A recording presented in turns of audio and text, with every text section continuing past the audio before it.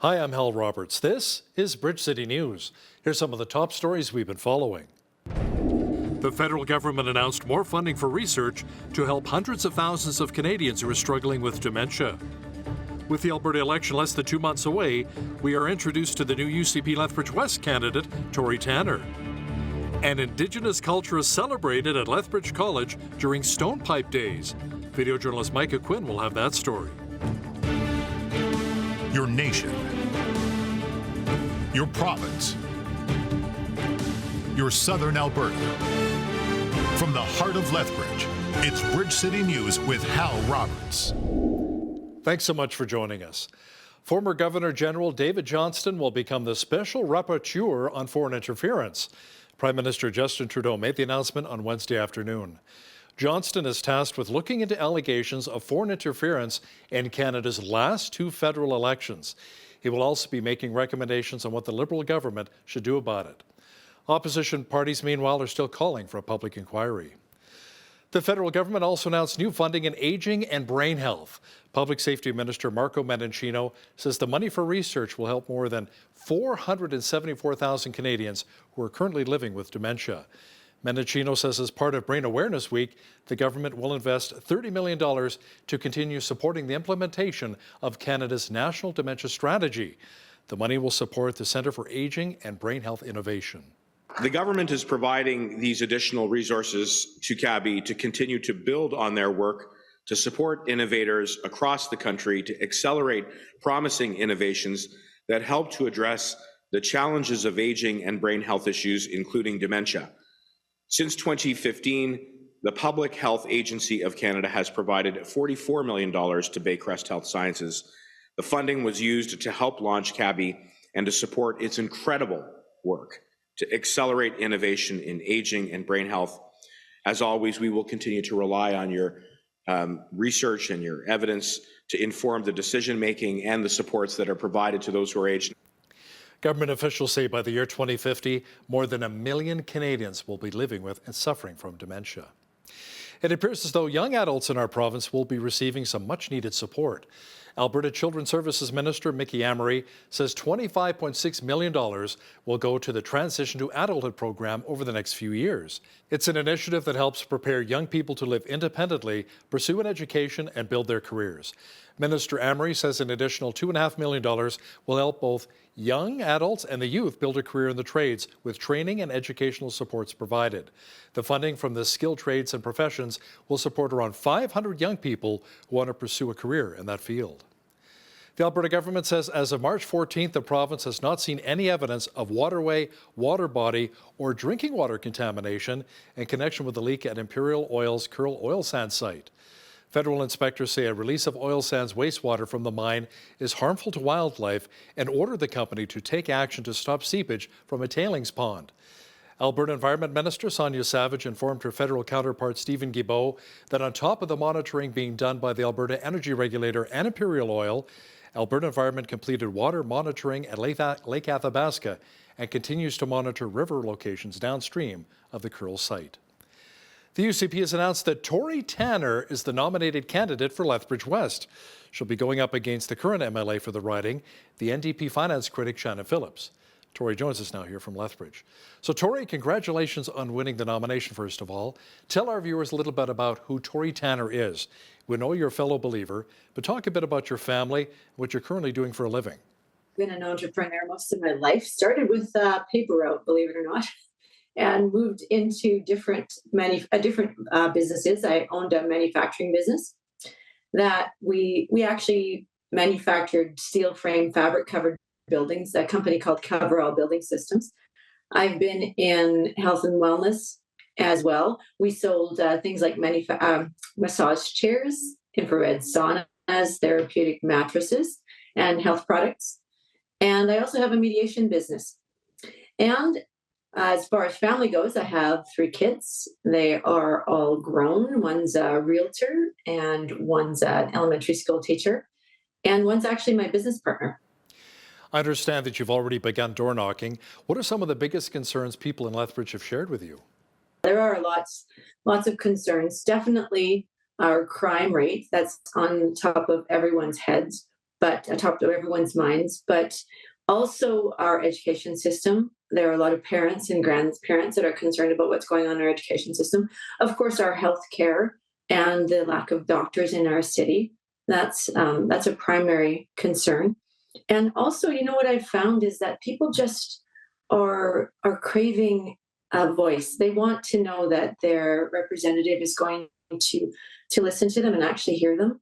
So we've brought a lot of people on side, and it's really encouraging. Actually, that's my motivating factor, is bringing the community together and bringing like-minded people together, and having them join together with me so that they have a voice as well as I do.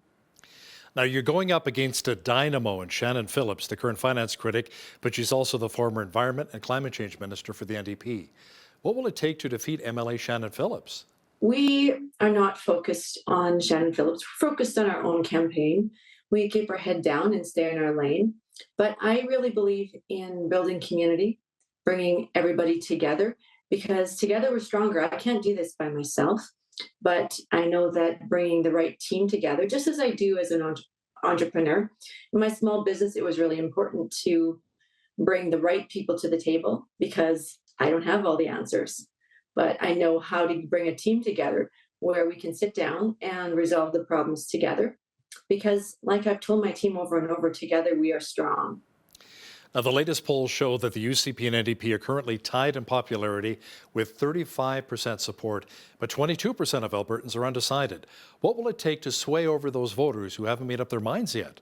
Well, the same thing that we did with this nomination campaign is just we met with people as much as we could. I met with people as much as I could and listened to their stories. Everybody has a story. Everybody has concerns. Everybody wants to be heard. And that's exactly what we have been doing, and that's exactly what we'll continue to be doing. Lethbridge Mayor Blaine Hagan did not appear too impressed with the latest budgetary, saying that not enough money is coming our way here in Lethbridge. How do you see it, and how important is that relationship between the province and our municipal officials? I think it's hugely important. We all need to be working together. And, I've met with Blaine already, and I've met with Nathan. And I think that together we're stronger, right? We have different concerns at the city level than obviously at the provincial level. And it's important that we work together because they overlap, and we all want one thing, right? We want what's best for our city and consequently what's best for our province. But my focus definitely is 100% the city right now with Lethbridge. We have our own problems here, and we have to be working with Blaine. We have to be working with the entire city council. We have to be working with the churches and businesses and individuals, because together we all have different perspectives. We all have different voices, and we can bring different things to the table. So that's really important to me, to work together. Thanks so much for your time, Tori. That was Tori Tanner, the recently nominated UCP candidate for Lethbridge West. By the way, the Alberta election is coming up on May the 29th. Well, we had kind of a mixed bag today weather-wise across much of southwestern Alberta. We had some clouds, then light flurries, and it even cleared up a little bit. Jeanette Roche is in now with a quick peek at the forecast. Jeanette, we should be seeing more sunshine and warmer temperatures as we make our way to the weekend? Yeah, it's only going to warm up from here. Now, tonight we are still dealing with some flurries, just a slight chance though, and then some fog developing around midnight. Now, the fog should be dissipating by the morning, along with most of that cloud coverage. Overnight low this evening, -5. We're going to be still feeling the wind chill factor in the morning, but the daytime high on Thursday looking at a high of 4 degrees. And after that, we should be clearing up as we head later into the week and towards the weekend. I'll have all those details coming up for you later on in the show. Great. Thanks so much, Jeanette. Southern Alberta RCMP have issued a warning about groups of people who are traveling throughout the province taking part in jewelry and electronic scams. The groups approach people in parking lots, gas stations, and other public spaces. Staff from the RCMP say they're typically offering up fake jewelry for sale as gifts or even offer to trade for gas. The suspects often provide stories such as having a broken or lost bank card and are unable to access funds to continue their trip. The groups have also been known to be driving rental vehicles with children in them. Officials with the RCMP told us these incidents have occurred between March 2nd and the 14th. The actions of these fraudsters is considered a criminal offense. Police in Coaldale have charged a Coaldale man in connection with various property offenses. RCMP received 7 complaints of trespassing, mischief, break-and-enter, and theft in the town, and it was all traced back to the same person. 30-year-old Lawrence Roy faces a wide range of charges, including mischief, possession of stolen property, and resisting arrest. He was released on bail and will be in court on April the 11th to answer to the charges. The application for the Reimagine Downtown Activation Grant opened on Wednesday for Lethbridge business owners, entrepreneurs, and organizations which need some financial support to get programs or initiatives off the ground that would help them out in the downtown district. There's around $123,000 available in funding. We, as a downtown, have been struggling. Downtowns everywhere have been struggling for the last few years. And as we continue to emerge from the effects of the COVID-19 pandemic, everybody's sort of starting to come back out.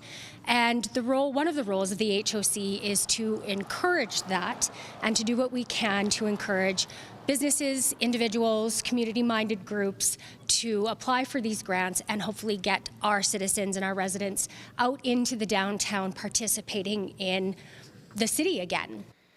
The application deadline will close on April the 14th.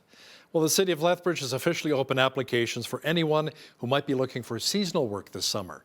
The city says the positions they're hiring for is a great opportunity, especially for students who might be looking to earn a little extra cash this summer. We are hiring every spring for a bunch of seasonal laborers. We have openings in transportation, waste and recycling, water and wastewater operations, as well as parks and cemeteries. Those positions are seasonal, so that means that they go from April until the end of August. Some of them might run a little longer, but if you're a student and need to return to school, of course, we can accommodate for that. So those positions are 40 hours per week, so it's full-time hours, weather permitting. And the best part is, if you like that position, you get to return to it every summer for as long as you want. It's always great when we do seasonal recall. We find that the energy changes around the department. We get a lot of people who are excited, genuine. They want to come to work every day and just do the best work possible. And they're just excited about customer service. They genuinely care about their community, and they want to do the best work that they possibly can. And it's a great thing to see every single season. Officials say there are about 50 vacant positions right now, and anyone who's interested in applying can do so through the City of Lethbridge website. The University of Lethbridge announced that Terry Whitehead will assume the role of their new chancellor on March the 16th. Whitehead graduated from the university with a Bachelor of Arts in English back in 1994. He's currently the managing partner of a Vancouver-based executive search and management consulting firm. Whitehead says becoming the U of L's 15th chancellor is a huge honor. Being the 15th Chancellor of the University of Lethbridge is a huge honor that I'm still processing. To be included on such an esteemed list of past chancellors, people like Louis Turcotte and Van Christou and Isley Arnold, who were so foundational for getting the university to even be born, as it were. You know, they really drove the establishment of our institution to be an independent university here in Alberta, not part of a bigger campus. Throughout the history of the university, people like Jim Horseman and Shirley DeBow and Ingrid Speaker, who helped to really raise the profile of our institution well beyond the borders of Southern Alberta. You know, that's a significant list of very accomplished people I'm honored to be part of. Congratulations going out, Mr. Whitehead. Many people are suffering from brain fog right now, especially after we moved the clocks ahead an hour with daylight saving time. Rob McDonald is a professor of psychology and neuroscience at the University of Lethbridge, and he says women actually do better with a time change than men. It seems like females seem to be more resilient to circadian disruptions, particularly on the cognitive side. And we've argued that there's an evolutionary reason for that. That is because females tend to take such a bulk of the parenting role early on. When the offspring have terrible circadian rhythms and they're waking up at all times of day and night, they've become more resilient to that. Make sure you catch the full interview with Professor Rob McDonald and BCN's Jeanette Rocher coming up later in our broadcast. Stone Pipe Days took place at Lethbridge College with the official signing of the Buffalo Treaty on Wednesday. Now, the original treaty was signed back in 2014. Video journalist Micah Quinn chatted with local Indigenous elders and staff from Lethbridge College about why Stone Pipe Days and the signing of the Buffalo Treaty is so vital.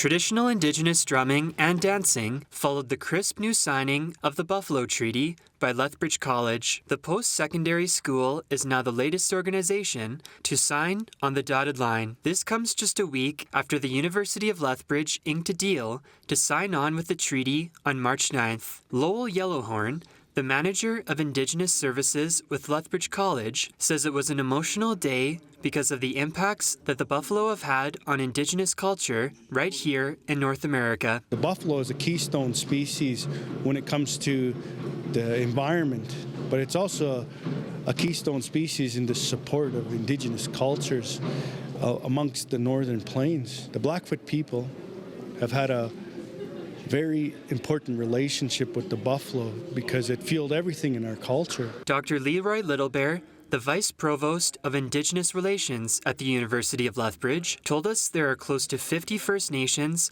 that have signed on to be part of the Buffalo Treaty. The treaty is described as an agreement of cooperation, renewal, and restoration, and it represents a significant step by Indigenous people to preserve prairie ecosystems and their culture. By this fall, on the Fort Belknap Reservation, where our next Buffalo Treaty gathering is going to take place, there's going to be more signatories, and we'll have over 50 by that time. For Bridge City News, I'm Micah Quinn.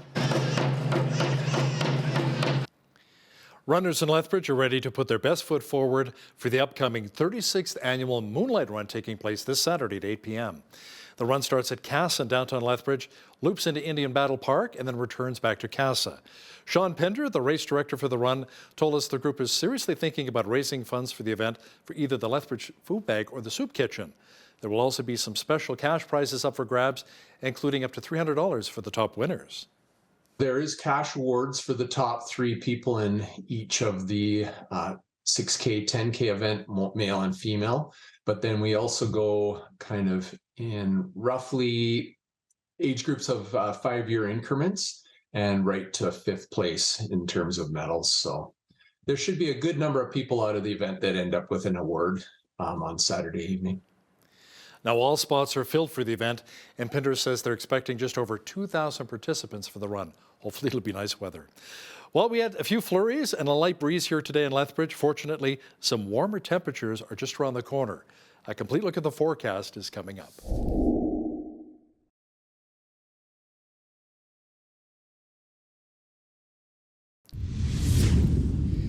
It seemed like we had a little bit of everything today in southwestern Alberta. Some sunshine, a few clouds, and even light flurries.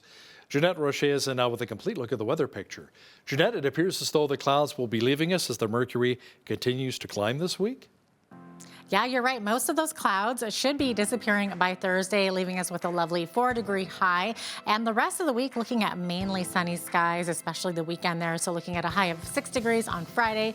There we are, double 7s for the weekend, Saturday and Sunday, highs of 7 degrees under clear skies. Mix of sun and cloud on Monday with a high of 8 degrees and back down to 6 degrees for Tuesday. So we're well into the pluses for this time of year, giving us mainly up to that high average, which is high of 6 degrees for this time of year. -7 is the average low for this time of year. 19 was our high temperature on this day back in 1979, and in 1958 we were sitting at a chilly -29. 7:46 is when the sun rose this morning. Sunset this evening 7:35 p.m. So we're almost at that 12-hour mark. We're sitting at 11 hours and 49 minutes of daylight. Okay, I am loving that. Mainly clear skies on the west coast tomorrow. We're looking at a high of 10 degrees in Victoria, 9 degrees the high in Vancouver. But listen to this, inland Vancouver going to be sitting more like around 13 degrees. Okay, 3 degrees the expected high in Edmonton under clear skies. Fog dissipating in the morning.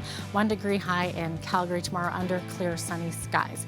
So for most of the prairies, we are still dealing with those wind chill factors, especially in the morning. Looking at wind chill values of -19 to -22, including Saskatoon. Their daytime high though, -8, looking at a 30% chance of flurries, 60% chance of flurries in Regina Regina, high of -7, -8, the expected high in Winnipeg tomorrow with 30% chance of flurries, and be expecting those wind chill values. Okay, we're looking at increasing clouds in Toronto tomorrow with a high of 6 degrees, 2 degrees the expected high in Ottawa with 2 centimeters of snow. Montreal looking at 3 degrees for an expected high, looking at 40% chance of flurries in the morning and could see 40% chance of showers by the afternoon. 3 degrees the high in Fredericton tomorrow, looking at some flurries. Halifax looking at 2 centimeters of snow as well, 2 degrees the expected high there. 1 degree expected to be the high in Charlottetown, looking at blowing snow though, and 2 centimeters of snow, up to 50k winds, up to 60k winds in St. John's. St. John's under a snowfall warning beginning this evening, could go right through till Thursday, looking at 20 to 30 centimeters of the white stuff falling in total. High of 0 tomorrow and a 60k wind. So there you go. That is your forecast.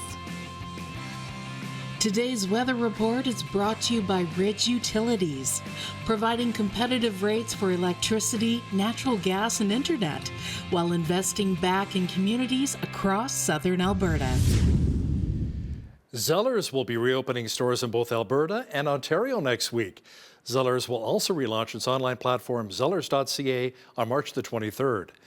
The Alberta locations include the Medicine Hat Mall, Sunridge Mall in Calgary, and the Kingsway Garden Mall in Edmonton. There will also be a number of Zellers outlets set up inside of Bay stores across Ontario, including Burlington, Toronto, London, Ottawa, and St. Catharines. Company officials with the Hudson's Bay say eventually there will be 25 locations set up across the country, including the Zellers Diner on Wheels, which will visit different store locations. The Canadian Real Estate Association says the national average sales price in February was down almost 19% from the record high in the same month last year. The drop came as home sales dropped by 40% year over year to levels recorded in 2018 and 2019. But CREA says national home sales were up 2.3% from January, powered by gains in both Toronto and Vancouver. Industry experts say there's the potential of a more robust market to come, but CREA won't know what the 2023 market has in store until the spring. The U.S. rail regulator has approved CP Rail's acquisition of Kansas City Southern Railway, clearing the final hurdle and the $31 billion U.S. deal. The board says the merger will speed up freight travel time, enhance efficiency, and allow for better competition with the other 5 larger U.S. railways. The merged railway will create the only single-line rail network linking Canada, the United States, and Mexico. The global headquarters will be in Calgary, with current CP Chief Executive Keith Creel remaining at the helm. Now, here's a look at today's markets. The TSX was down 315 points on the day to finish at 19,378. The Dow was down 280 points to 31,874. The S&P 500 was down 27 on the day at 3891, and the Nasdaq was up 5 points to 11,434. West Texas Intermediate Oil was down 308 on the day to 68.25 US per barrel. Natural gas was down 10 cents to 247 US. Gold was up 15 cents to 19.1874 US an ounce, and silver was even on the day at 21.78 US an ounce. Feed wheat is at $11.57 per bushel, barley's at $9.08, canola's at $17.10, and corn is at $10.59 per bushel. Live cattle April contract was down $1.50 to $161.55. Feeder cattle March contract was down $1.73 to $188.20, and lean hogs April contract was down $1.65 to $83.75. The Canadian dollar was up slightly over the past 24 hours to 72.68 US.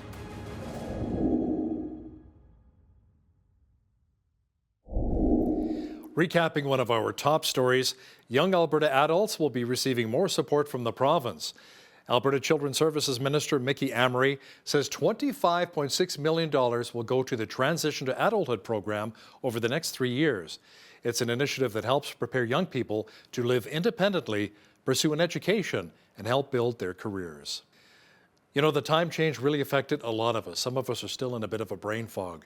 Coming up, we'll chat with U of L psychology professor Rob McDonald about the impact of daylight saving time and why he says women can handle the time change better than men. Listen, if you see news happening in your community, be sure to drop us an email at info@bridgecitynews.ca. We'd love to hear from you. Here's today's Bridge City News community calendar. Lethbridge College invites everyone to their upcoming student research symposiums taking place March 25th, April 1st, and 13th. Students from their School of Engineering Technologies programs, along with those from Environmental Sciences and Agriculture, will be presenting their capstone projects. Hear and learn from up-and-coming leaders and experts in their fields of studies as they share what they've learned in their programs. All symposiums are free to attend. To find out more and to register, visit give.lethbridgecollege.ca/student research symposiums. Snacks and light refreshments will be provided. The Family Center downtown Lethbridge is providing a weekly opportunity for dads, uncles, and grandfathers to play and connect with their children. Me and My Dad takes place on Saturdays from 10 to 11:30 a.m., featuring fun, brain-building activities for male caregivers to play with their kids. This program is free and open to children under 12. For more information and to register, visit famcenter.ca. And that's today's Bridge City News community calendar.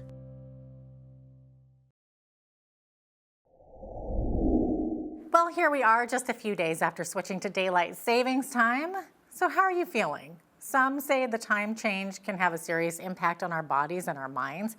Well, today's guest is going to share some expertise on this subject. We're joined by Professor Rob McDonald. He's a professor of psychology and neuroscience at the University of Lethbridge. Welcome to Bridge City News. Dr. McDonald, great to have you on today.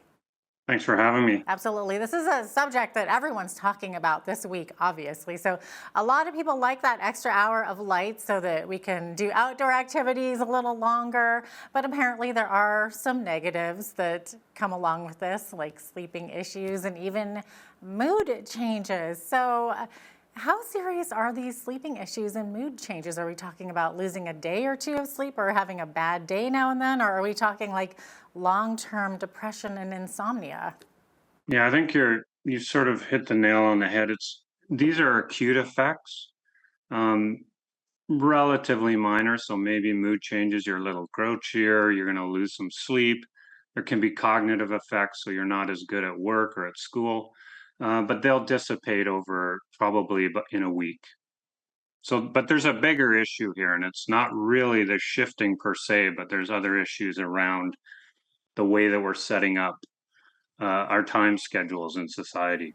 Yeah, that's true. I mean, is it just me or did we not just have a time change back in November? That was only like 4 months ago. It felt like so short of a time. Why even bother? It's a great question. Why are we doing it? Yeah, I know. I mean, I know I personally like the extra light at the end of the day when you're off of work. It makes you feel more productive. And then you get that shift in November when suddenly you're dark at 4 o'clock. And I don't know. Other people would argue, of course, that they would prefer to have it be standard time all the time. I'm one of those, let's just keep daylight savings time all the time. Yeah, I mean, the evidence is that standard time is, most people in my field agree, and we don't agree on much. Yeah. Standard time is the best for the way that our clock is designed. Interesting. Okay. So we should be on constant standard time. Okay. I'll go against the grain there and say always daylight savings, but maybe, can you maybe tell us a bit about how our minds and our bodies work together? Because you just mentioned our body clocks are kind of more set to standard time. So is there actually some kind of an internal clock that can be affected by light? That's right. So deep inside your brain is this tiny little nucleus. It's only like 20,000 neurons. But it has a huge impact on the brain. You know, the brain is 80, 90 billion cells. So these 20,000 neurons have a very significant impact on your daily brain and body function. So we consider this the master clock. And it's approximately 24 hours, a little bit longer than that. And because it's a bit longer, it has to be set somehow. And the way it's set is there's receptors in your eye that go directly deep to that clock and set it every morning.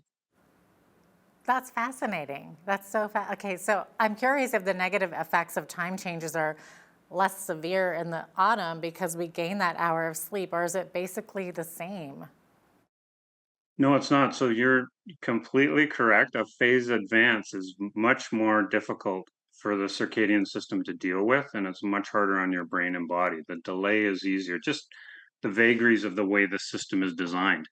One thing I didn't mention about this master clock, I mean, it's great to have a clock, and we didn't really understand, well, how does it influence brain and body function? Well, it turns out there's peripheral clocks too. So there's clocks all over your brain and body. So different parts of your brain that do different things have their own little clocks.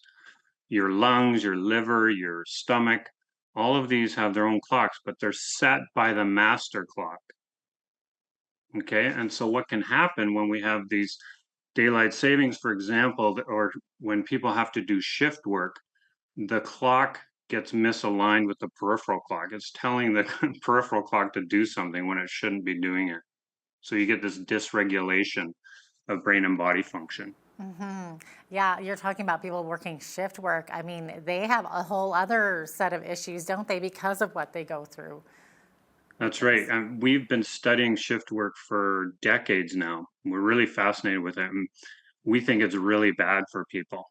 And in fact, shift work is considered a carcinogen, but it also has effects on heart disease, obesity, and a lot of our work has shown it is directly linked to Alzheimer's disease and dementia.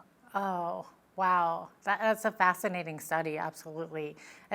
Is it true that during daylight savings times we have more car accidents, more heart attacks, strokes, workplace accidents? That actually comes from the shift. So when we're doing this phase advance in particular, the spring forward, there is a statistically significant uptick in those things, but it's not the biggest effect in the world. But it is suggesting that, you know, this circadian shift is having impacts, and it's probably happening to people who already have heart problems or, right? So it's people who are going to be more susceptible. Okay, so getting back to people that work shift work, and this is their life all the time.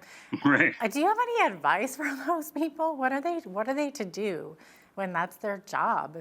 They can't really. Yeah, get that is away very from difficult. I don't see a way forward unless we use robots and AI for nurses and Right. firefighters and policemen. They have to do it. And so one line of research in our laboratory is we're pursuing this idea of circadian resilience. So it turns out that certain people seem to be very resilient to shift work, and other people, it's terrible. And what we're suspecting is a lot of people who are not very resilient to it, they actually peel off away from those kinds of jobs. And the people who are remaining have very resilient circadian systems, but they're still having health problems. As they age, they're still having obesity problems, diabetes problems. So the effects are probably even worse than we think they are. And for them, it's very difficult. I mean, it depends on the way the shifts are done, but it's better if you can stay on the same shift and not go back and forth from, let's say, the day shift or the morning shift to the afternoon to the night. That is much more difficult. Your circadian clock cannot keep up with those shifts. I'm exhausted just thinking about it. Never mind doing it. Yeah. Okay. So, are there some practical things people can do to lessen the negative effects of time change? Yeah, so I mean, there's ways you can do it, but I can't imagine most people have the time to do it. So one way would be to, if you're predicting you're going to travel somewhere, you start very slowly using something like a light device you get up a little bit earlier each day, 15 or 10 minutes, and you just start getting this blast of light, and you just get closer and closer to the new time that you're going to go to. You can do that. I don't know a human that does that very often. For sure. Yeah. But you know, when you travel, for example, one of the things you can do is you very quickly go on to the new light dark cycle, and you go out and exercise, and you try to maintain your circadian routine if you can. It's hard though. I mean, it takes almost a week. You know, you go on a week trip to Europe and you're just barely getting set, and then you have to leave again. Yeah, 100%, absolutely. Now, if we compare maybe populations from the northern hemisphere compared to those in the middle and the southern zones, can we see differences in health with more or less daylight hours? And, you know, for example, are those in Grand Prairie healthier than in Lethbridge? Fascinating question. So, I mean, as you know, there's problems with correlation and causation. So there is a lot of correlational evidence to suggest that there are health and mental health effects of being up in the north, but they are confounded by so many other factors that it's very hard to determine causation. If you go to areas like northern Scandinavian countries, for example, you'll see that they use light in their daily lives. So they have devices that are actually they use early in the morning to make sure that they get the light that they need. It's a very difficult area to study, but from everything we know in the field from the last 100 years, it must be having an impact because you have this 24-hour clock, and yet the light dark cycle is way off. Yeah, have there been any studies done on people who live in the time change like we do compared to, areas that don't do the time change? Like I think Arizona doesn't, for example. There are countries and provinces, for example, that are going. So, for example, Saskatchewan has gone to standard time. I know that Russia for a while did straight up daylight savings time, and there was such an uproar because people did not like it at all. They were actually feeling the effects and they pulled away from it.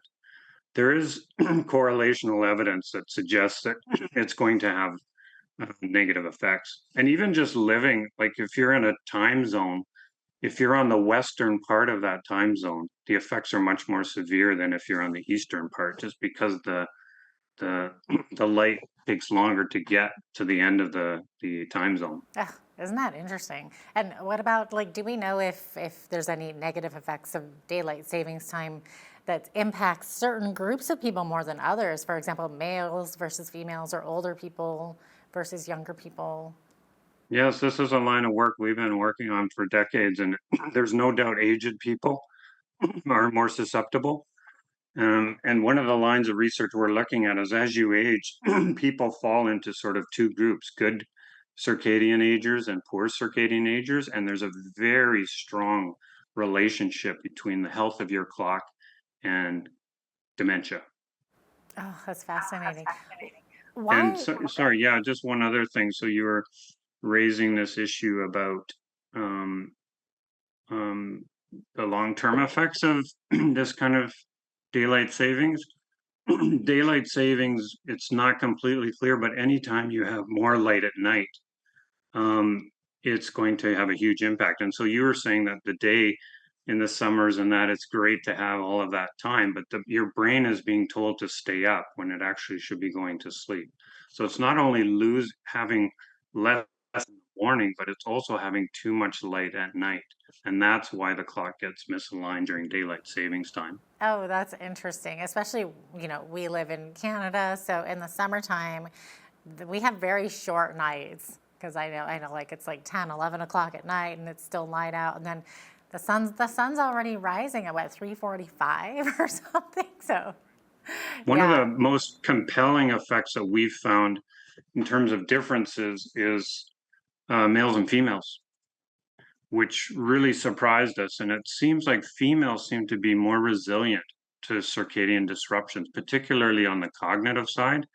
And we've argued that there's an evolutionary reason for that. That is because females tend to take such a bulk of the parenting role early on when the offspring have terrible circadian rhythms and they're waking up at all times of day of night. They've become more resilient to that. That's fascinating. I mean, I was going to ask, why are some people far more seriously impacted than others by daylight savings time? But you're kind of explaining some of that a little bit right there.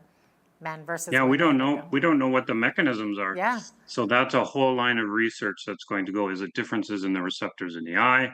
Is it difference in terms of the machinery of the clock? There's a whole bunch of different interesting avenues of research to look at. Yeah. So would you say, out of the three choices, to stay with the current switching of times, or year-round daylight savings, or year-round standard time, which is the best? You would say standard time. Standard time.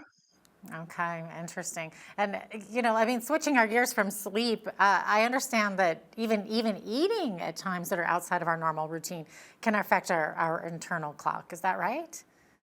That's right. So the way that the field sort of thought about the master clock and those peripheral oscillators was The master clock sent its signal and they did whatever they were told. Now we know that there's reciprocal information. That is, those clocks are sending information to the master and vice versa. So when you eat, a meal at a time you should not be, it can actually go back to the clock and reset it. Oh, wow. That's fascinating. So it's like we have a Big Ben inside of us somewhere. There's a lot of clocks and they need to be aligned. There's no doubt about it. Oh, wow. That's interesting. Is there anything else you wanted to add about this topic that I didn't ask? I think just the sleep issue. So people sometimes conflate sleep with circadian, and they're not the same. Okay. So they're completely different circuits in the brain that mediate sleep and mediate circadian rhythms.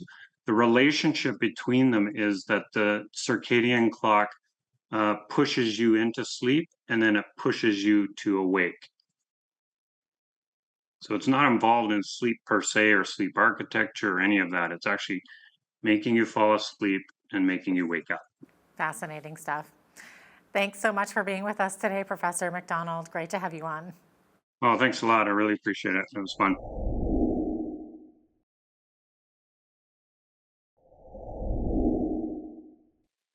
Christian movies have certainly changed a lot over the years, and thankfully they keep on getting better.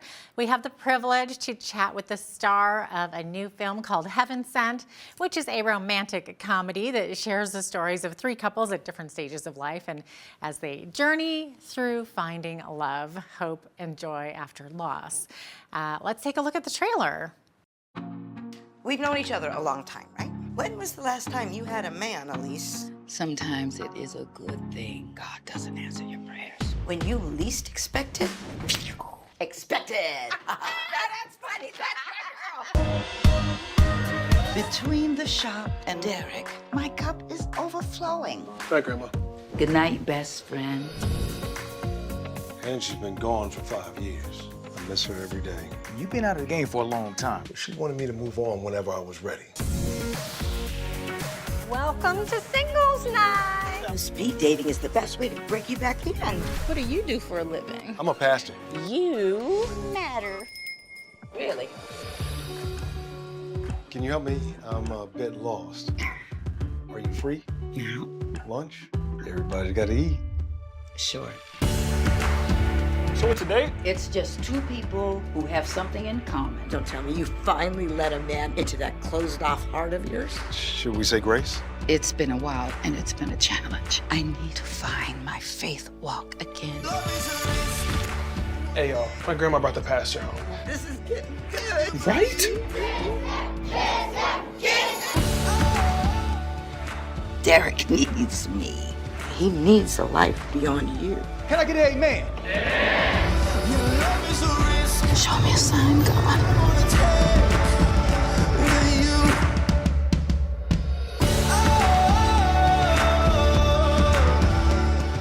Heaven Sent is now streaming on pureflix.com. Our guest today is Karen Abercrombie, an award-winning actress best known for her portrayal of the spicy 80-year-old prayer warrior, Miss Clara, in the Kendrick Brothers film War Room.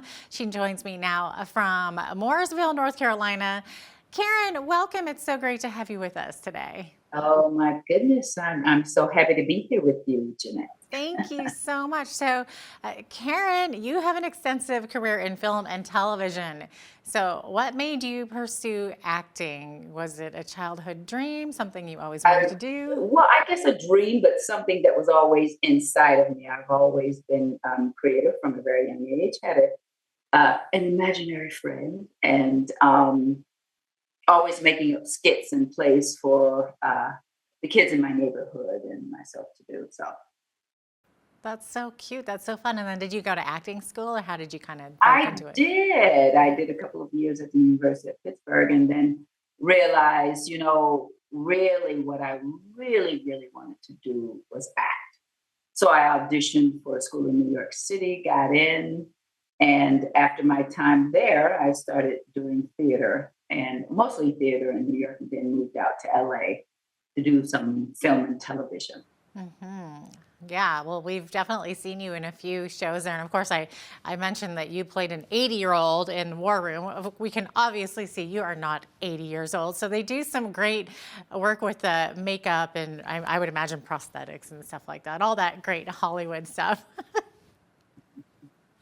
So describe the character that you're playing in Heaven Sent. Elise, she is she's a single woman right now who is raising her grandson. She has put all of her dreams, her life basically on hold to the side to focus on raising her grandson. And so that's where we begin with this romantic comedy. Mm-hmm. And you're not only the star in this film, you also co-wrote the movie. Yes. It was an idea I had. And for many reasons, right now we need a lot of lighter pieces to just sit and take in because there's so many heavy things happening in the world. And then another thing is being an older woman, does that mean we can't have romance or look forward to a possible new suitor after a divorce or losing a spouse or whatnot? So, yeah, I thought that it would be something fun to. I like that. It's also very inspirational in that way, isn't it? Yeah. So did you do anything special to prepare for this role?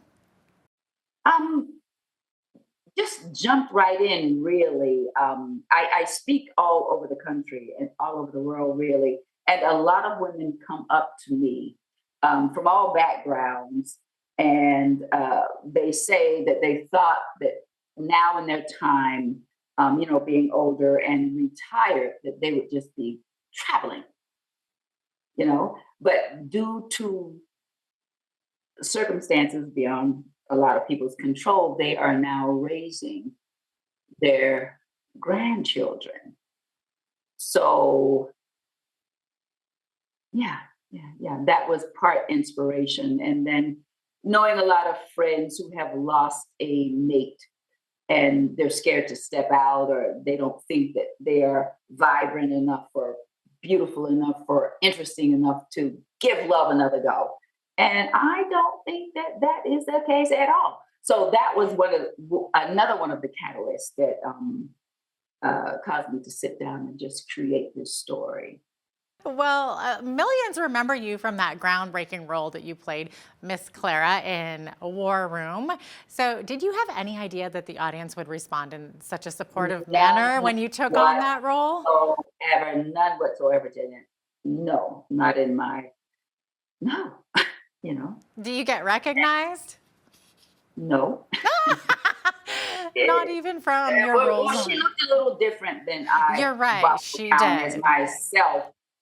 But I have been blessed beyond measure since that opportunity. And I will forever be grateful for God opening that door and giving me this assignment to play Miss Clara. Right. Yeah. Well, you have had a long career in the industry. You've appeared on shows like Saved by the Bell, Ally McBeal, Judging Amy. So what advice would you give to others who are wanting to get into the entertainment industry? I would say, first of all, you have to be serious about your craft. And you have to make sure that you are out there doing the best possible job that you can. So perfect that gift, perfect it. And then extremely important to be careful of what you say yes to. The kind of jobs where you're pouring that energy, that gift into, the kinds of material that you open yourself up to. Very important because you're pouring it out into the world and there it goes. So, we have a choice to use our gifts to put some good, hope-filled, encouraging, inspiring stuff out there. and we have the choice to do the exact opposite. So if we want to honor God. That's true. It's such an interesting industry in that sense, because in the one way you're saying, perfect it, be serious about it. That can apply to anybody's career, but when it comes to like be picky and choosy, that is so Hollywood, isn't it? Yes. Because I could imagine it could be like a trap that you could kind of get very pulled much into. So, for many reasons, jobs come all at one time, or you're in between jobs for a very long time, but you still have to eat, you still have to pay bills and all of those things. So sometimes you may be tempted to take something because it pays well, or because it pays at all, and it's not the kind of project you should attach yourself to. So we have to be careful all the time. Mm-hmm.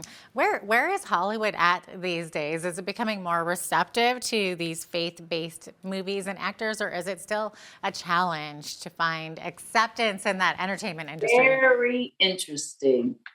For a long time, honestly speaking, a lot of the faith-based projects the quality was lacking. And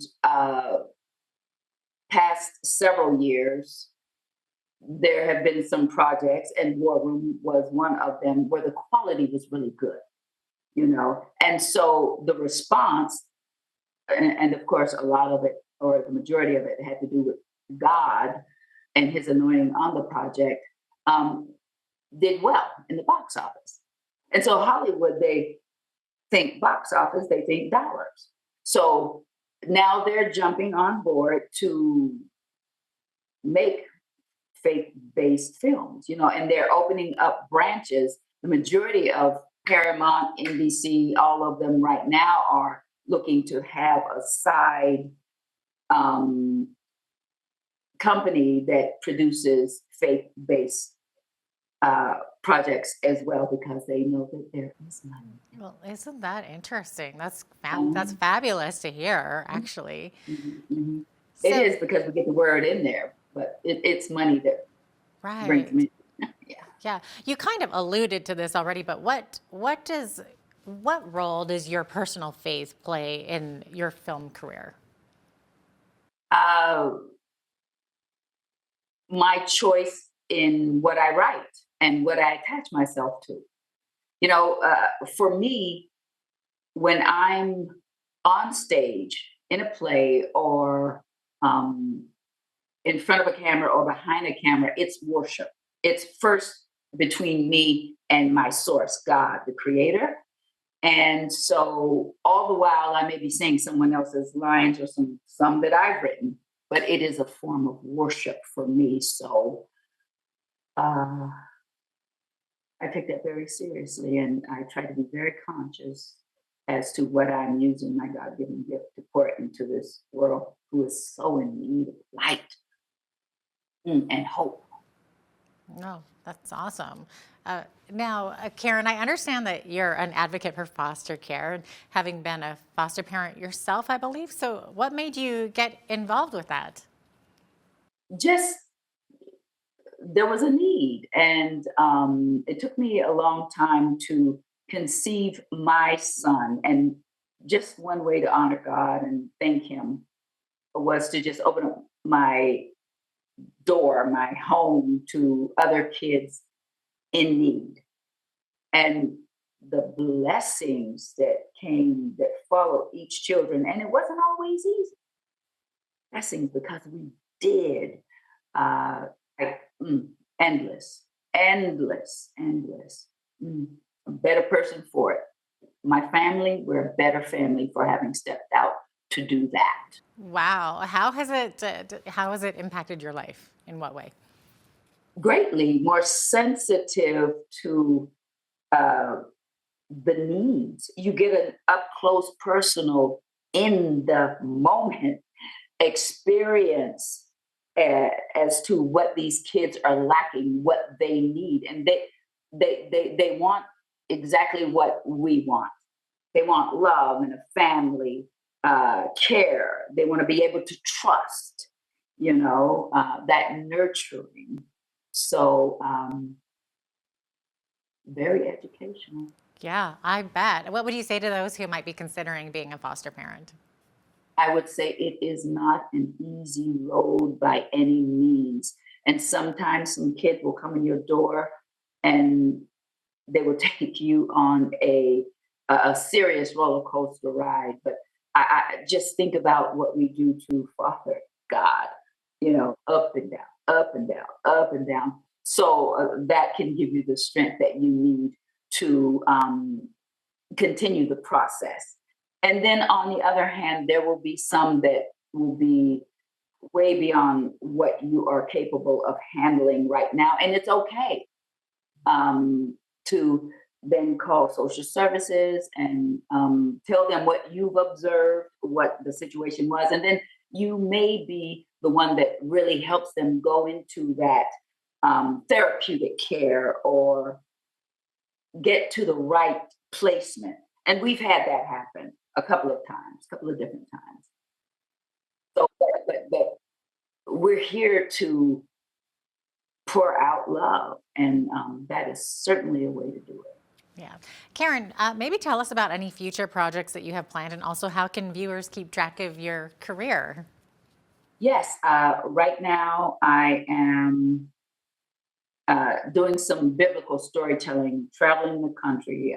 Just opened up a piece called Destiny, where I do a dramatic retelling of the story of Queen Esther. And it's just to stir women up and encourage them to really see themselves as God sees them, powerful, here with purpose.